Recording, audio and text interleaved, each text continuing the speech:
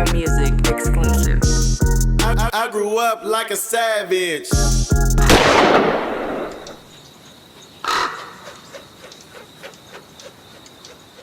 Process though, like how did that? How Charlie? Why Chance? How did that? How did you do that? Like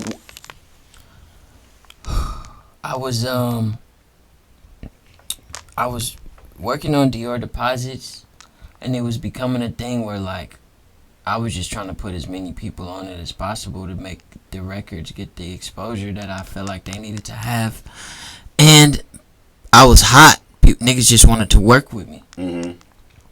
And I remember I slid on Chance on Twitter. Is this after Dreamville? Gucci Pajamas was before or after Dreamville. I don't. My timeline is jumbled. Yeah. I don't know when anything was when.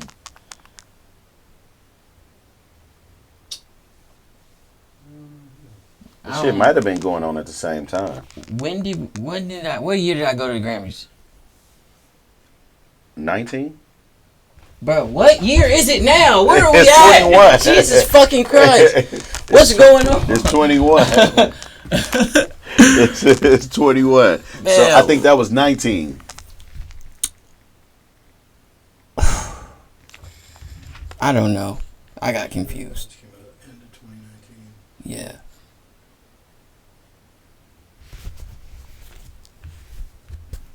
So it was out. It was out. Yeah, it was out. Okay. It came out before. Yeah. Came out before. It Okay. was out, and Chance was like, "Yo, I'm gonna be in Atlanta on these days recording. You wanna pull up?"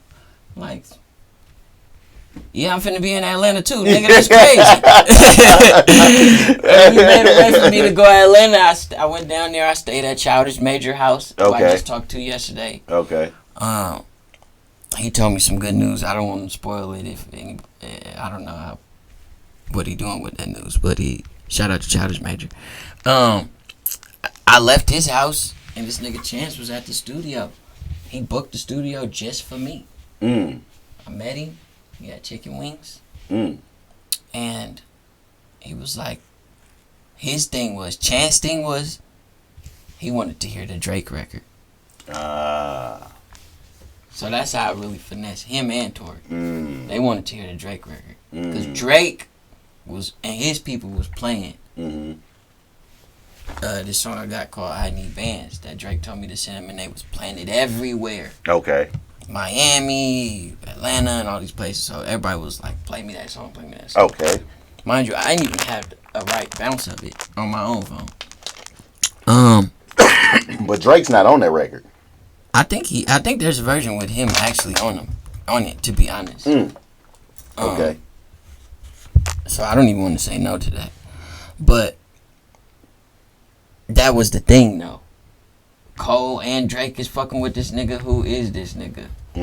What song? And I just got to plan shit out the Dropbox. And he was like, let me see. And he was like, what's that one? You play that one. I was skipping it. Okay. Because I was texting Sam freaking out because I was picking the songs that I was getting artists on. Okay. And he wanted us to have a better song selection process because he wanted them to be worthwhile records to put features on, which makes sense. But I've never done that before, so I'm kind of freaking out, overthinking it. But at the same time, me overthinking, I don't overthink. I'll just say fuck it and do something because I don't even know how to overthink really. So I was like, fuck it. He said, play it. I played the beat. Don't know. She don't wanna give me my Gucci pajamas back. And he was like, oh yeah, this it. She's still in your clothes? And he already was like, popping up at events. And he went in he walked straight into the booth. He freestyled his way over to the booth and started rapping his verse. Wow. And it was just me and Chance at first. And I had a different verse on there. And Sam didn't like it. Sam hated Gucci Pajamas at first. Absolutely hated it. And I brought in the homie Jazzy. She came and top-lined some things and helped me put together a new verse. And I was having a conversation with the niggas who produced the beat, the Stereotypes.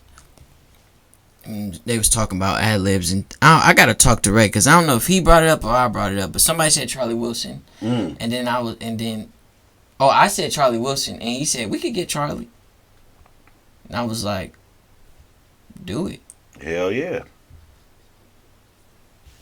A couple hours later, I had a text message from Sam, like we got a session with Charlie with the Stereotypes on Wednesday. Yeah.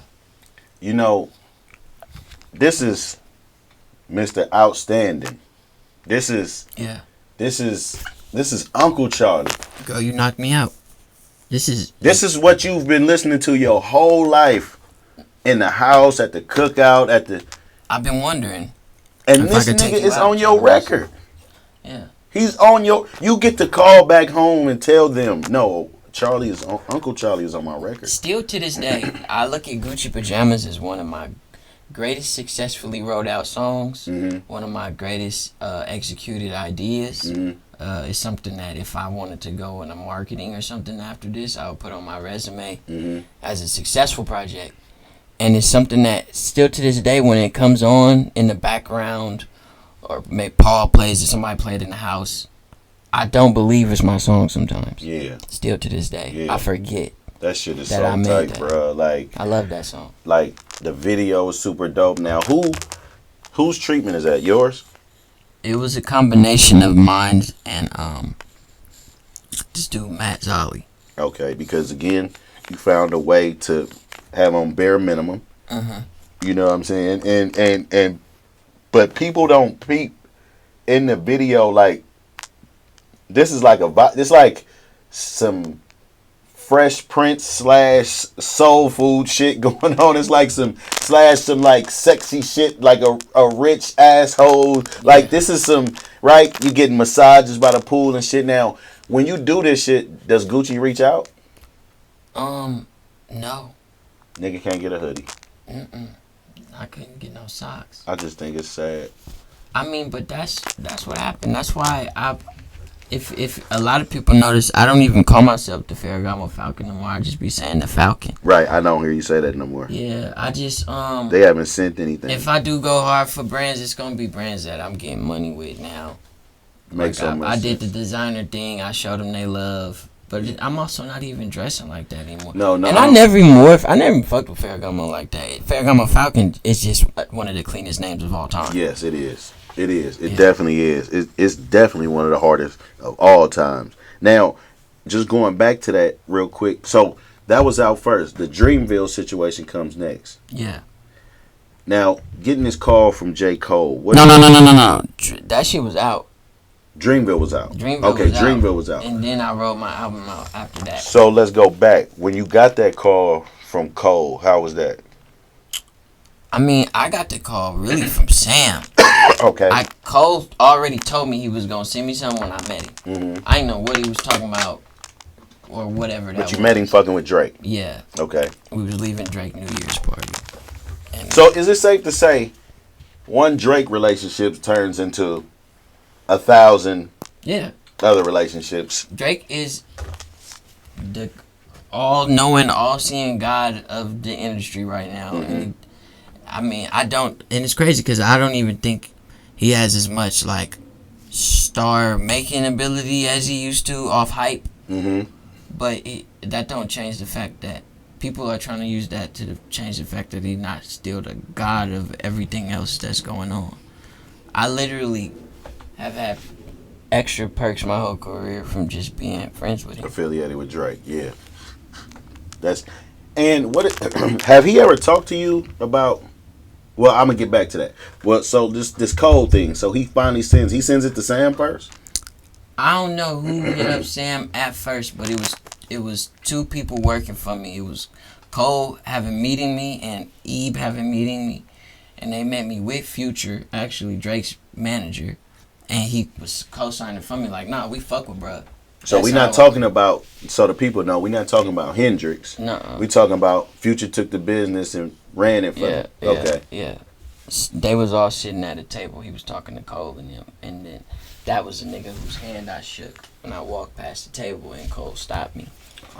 Yeah, because I wasn't going to say nothing to Cole. I don't know him. Right. And I wasn't going to, like, be fake on this dick. You know what I'm saying? Right.